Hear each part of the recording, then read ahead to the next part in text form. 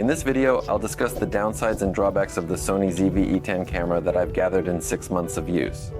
I'll tell you exactly what I didn't like, what was inconvenient from the user interface perspective. Sony cameras have a unique rocker on the shutter button.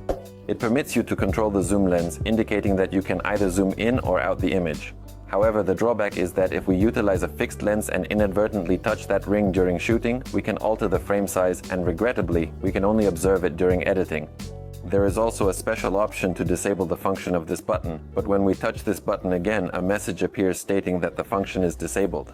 And to reset it, you need to press the OK screen menu. So, are extra actions being eliminated? Next, what I didn't like about the Sony ZV-E10 camera is the mode switching button. Unfortunately, there is no physical switch there, but a digital button that clicks. And in order to switch between modes, you need to press this button several times.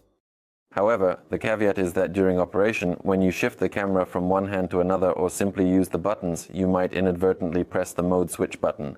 Press this button multiple times to return to the required mode. In other words, it is implemented very inconveniently, while Canon possesses a dedicated physical switch that enables you to instantly activate the shooting mode you require for your specific needs. If you are considering both of these cameras for shooting reels, I recommend watching this video of mine where I explain how to write a captivating script and retain.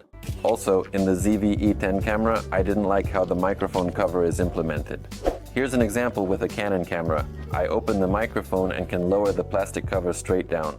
And now I can effortlessly take out and insert the microphone without any problems. At Sony, our microphone cover is always positioned above the port area. And in order to insert the cable with one hand, we need to somehow maneuver, push aside this cover with one finger, insert the microphone, and then release it all. That is, quick connect-disconnect in a Sony camera is a certain challenge. For example, Cassie Neistat, an American YouTuber and blogger, immediately removes this plastic microphone cover from all cameras he purchases. I had a thought to do it that way, but for now it seems risky due to dust, moisture, etc., so I'll just struggle with this little thing for now.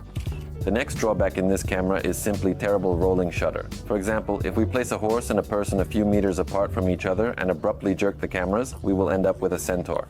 And that's why this camera is not suitable for dynamic video shooting. The next downside is the microphone. Although this camera is positioned as a camera for vlogs, blogs, and so on, it has such sensitive microphones that it captures all ambient noise along with your speech, your voice. Generally, this is the type of sound example you can obtain if you shoot outdoors, and this is the sound you will obtain if you record your video on the beach without using an additional microphone for capturing audio. So if you shoot vlogs handheld, for example, with a talking head, then you will definitely need to buy a shotgun microphone for this camera. The subsequent disadvantage is its dimensions. It is actually quite small, which may appear to be an advantage, but the drawback is that because it is small and has a large lens attached to it, when you hold the camera with one hand, there is simply nothing to grip onto.